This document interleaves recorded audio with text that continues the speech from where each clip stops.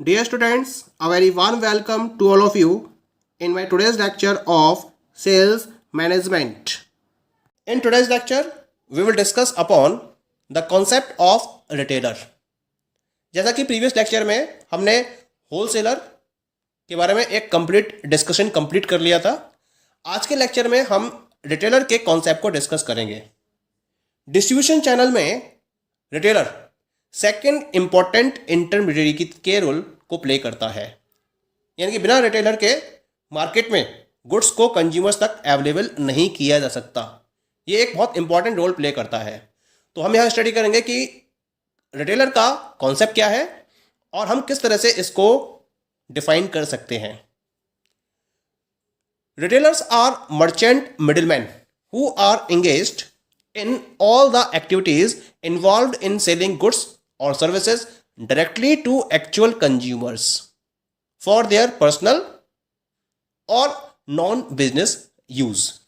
यानी कि जो रिटेलर्स हैं वो मर्चेंट मिडिलमैन होते हैं जो गुड्स और सर्विसेज को डायरेक्टली एक्चुअल कंज्यूमर्स तक सेल करने की एक्टिविटी में एंगेज होते हैं।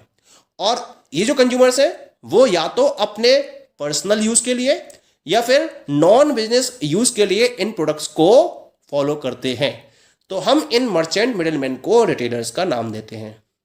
अगर देखा जाए तो जो रिटेलर है वो चेन ऑफ डिस्ट्रीब्यूशन में बिल्कुल लास्ट लिंक पर अपना रोल प्ले करते हैं और ये होलसेलर से गुड्स को परचेज करते हैं। ये किसी एक होलसेलर पर डिपेंडेंट नहीं होते हैं, बल्कि ये मल्टीपल होलसेलर से गुड्स को परचेज करते हैं इन स्मॉल लॉट्स, क्योंकि इनके पास लार्ज वैरायटीज अवेलेबल होती हैं और ये लार्ज वैरायटीज में गुड्स को सेल करते हैं। इसी वजह से ये डिफरेंट डिफरेंट होलसेलर से स्मॉल लॉट्स में वैरायटी ऑफ गुड्स को सेल परचेज करते हैं और मार्केट में अल्टीमेट कंज्यूमर्स को सेल करते हैं।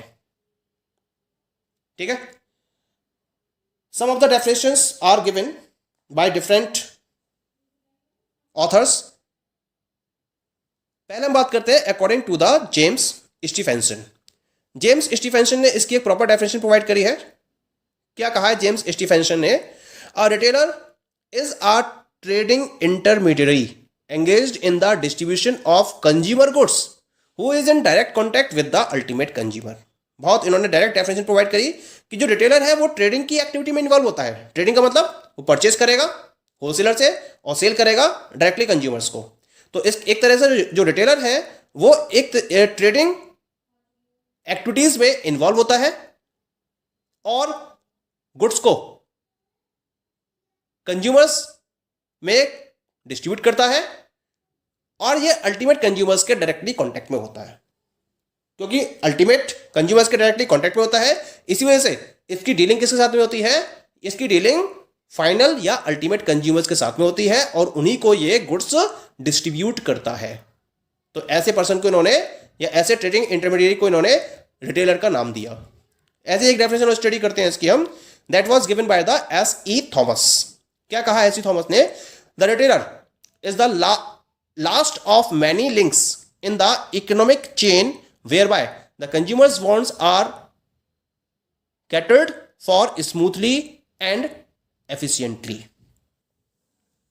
यानी कि जो रिटेलर है वो, अगर मैं कितनी ही लंबी चेन बना लूं डिस्ट्रीब्यूशन के पॉइंट ऑफ व्यू से, हर डिस्ट्रीब्यूशन चेन में, हर इकोनॉमिक चेन में वो एक लास्ट लिंक की तरह वर्कआउट करता है और ये कंज्यूमर्स की वांट को स्मूथ और एफिशिएंट वे में कैटर करता है और इन्हें कंप्लीट करता है। ये इसका इंपॉर्टेंट रोल होता है। ये कहना था S.E. थॉमस का। फाइनली अगर कंक्लूड करना चाहें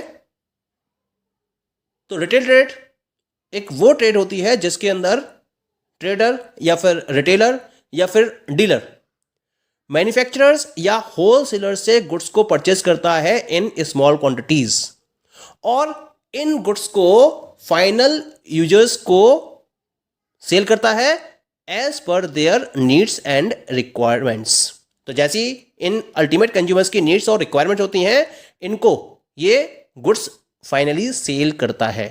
तो हम ऐसे ट्रेड को रिटेल ट्रेड का नाम देते हैं, और जो पर्सन्स इसके अंदर इन्वॉल्व होते हैं इन पर्सन्स को हम रिटेलर्स का नाम देते हैं। Okay, point is clear. अब हम बात करते हैं about some of the characteristics of retailers. क्या क्या इनके फीचर्स हैं, क्या क्या इनकी मेन कैरेक्टरिस्टिक्स हैं। तो जो हमने इसकी डेफिनेशन और कॉन्सेप्ट को डिस्कस किया है, इसके बेसिस पर हम इसके कुछ पर्टिकुलर कैरेक्टरिस्टिक्स को यहां डिफाइन कर सकते हैं। The first one is the purchase goods from manufacturer और होलसेलर्स। कॉमनली अगर देखा जाए मार्केट के अंदर, तो जनरली ये देखा जाता है तो जितने भी रिटेलर्स होते हैं मार्केट में, ये गुड्स को परचेज करते हैं फ्रॉम द होलसेलर्स। लेकिन अगर डायरेक्ट मार्केटिंग को फॉलो किया रहा है तो, या फिर रिटेलर बेस्ड चेन को फॉलो करती है कोई भी कंपनी, तो उसमें क्या होता है, जो रिटेलर्स हैं वो डायरेक्टली मैन्युफैक्चरर से भी गुड्स को परचेज कर लेते हैं। लेकिन ये कम ही होता है।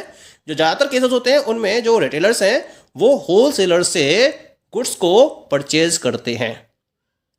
This is one of the first feature. Second one is the sell goods to their ultimate consumers. Retailers क्या करते हैं, ये जो गुड्स परचेज करते हैं मैन्युफैक्चरर से या फिर होलसेलर से, इन गुड्स को अल्टीमेट कंज्यूमर्स को सेल करते हैं। यानी कि बिजनेस यूज के लिए इन गुड्स को इन रिटेलर्स के द्वारा सेल नहीं किया जाता है, बल्कि जो अल्टीमेट कंज्यूमर्स हैं उनके फाइनल कंजम्पशन के पॉइंट ऑफ व्यू से गुड्स रिटेलर्स के द्वारा इन्हें सेल किए जाते हैं। Point is clear. Third feature, in direct contact with the consumers. ये केवल रिटेलर्स होते हैं जो कंज्यूमर्स के डायरेक्ट कॉन्टैक्ट में होते हैं। होलसेलर कंज्यूमर्स के डायरेक्ट कॉन्टैक्ट में नहीं होते हैं, होलसेलर्स कॉन्टैक्ट में होते हैं रिटेलर्स के। लेकिन जो रिटेलर्स होते हैं वो कंज्यूमर्स के डायरेक्ट कॉन्टैक्ट में होते हैं, क्योंकि रिटेलर्स एक लोकलिटी बेसिस पर वर्कआउट करते हैं। एक पर्टिकुलर लोकलिटी में ये अपनी शॉप्स को ओपन कर लेते हैं और वहां ये प्रॉपर बेसिस पर अपने कस्टमर्स को डेली बेसिस के प्रोडक्ट्स अवेलेबल कराते हैं। तो इस तरह से ये अपने कंज्यूमर्स के डायरेक्ट कांटेक्ट में होते हैं और इन्हें पता होता है कि उस पर्टिकुलर लोकलिटी के अंदर कंज्यूमर्स किस पर्टिकुलर टेस्ट और प्रेफरेंस के अकॉर्डिंग प्रोडक्ट्स को परचेज करेंगे। That is the point.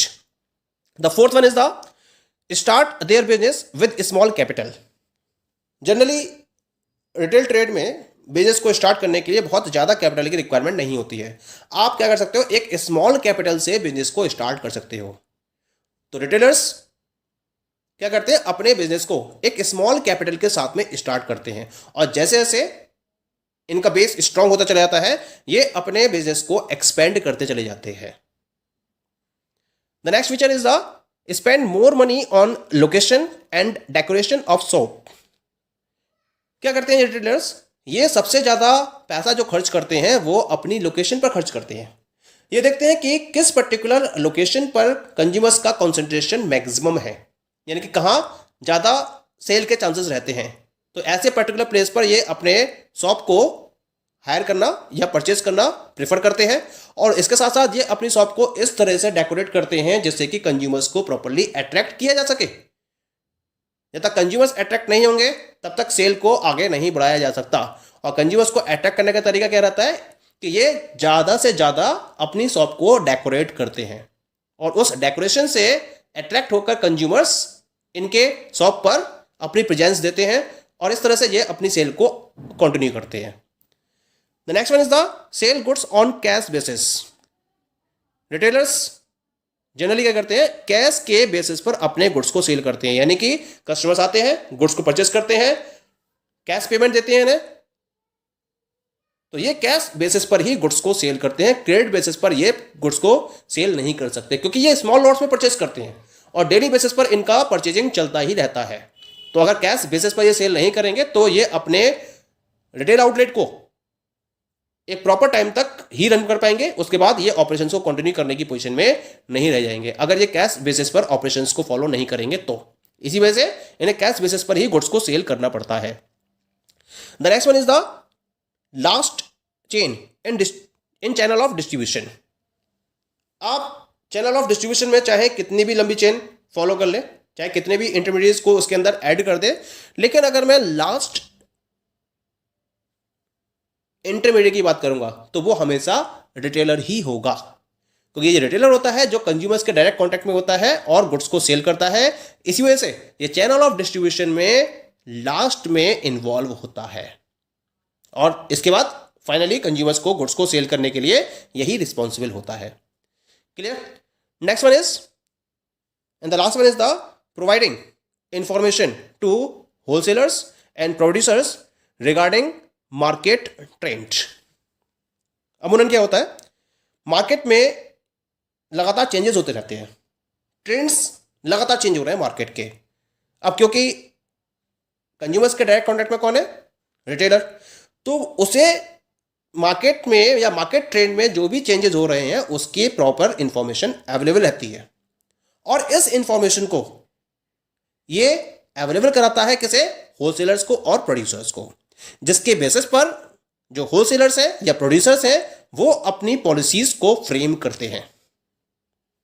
External environment यानी कि अगर मैं कंज्यूमर्स के टेस्ट, प्रेफरेंस, हैबिट्स की बात करूं तो उसके चेंज को एक रिटेलर प्रॉपर वे में स्टडी करता है, क्योंकि वो लगातार डिस्कशन में रहता है कंज्यूमर्स के, उनसे फीडबैक लेता रहता है और उस फीडबैक के बेसिस पर वो डिफरेंट टाइप की इंफॉर्मेशन को कलेक्ट करता है और जो सारी इंफॉर्मेशन उसके पास कलेक्ट होती है वो सारी इंफॉर्मेशन अवेलेबल कराता है होलसेलर्स को और प्रोड्यूसर को।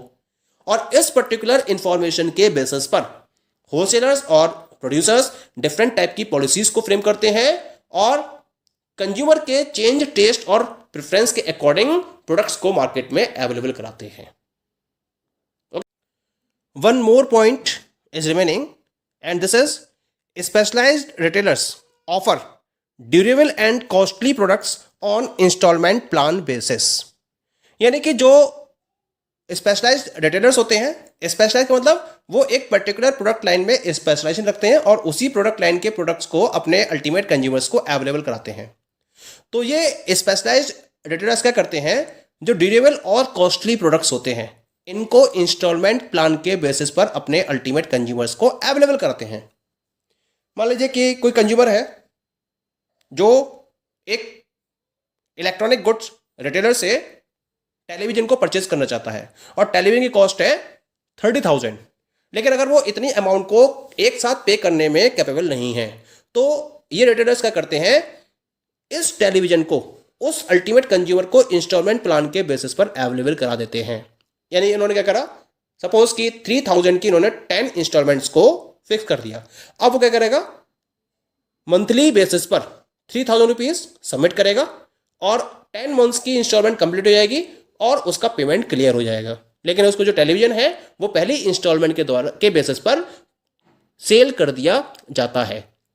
तो इस तरीके से क्या होता है, ये स्पेशलाइज्ड रिटेलर्स होते हैं जो इस फंक्शन को प्रॉपरली प्ले कर सकते हैं और इससे अल्टीमेट कंज्यूमर्स को बेनिफिट होता है और कॉस्टली प्रोडक्ट्स को ये इजी वे में परचेज कर सकते हैं। Okay, so these all are the different characteristics और features of retailers. Thank you.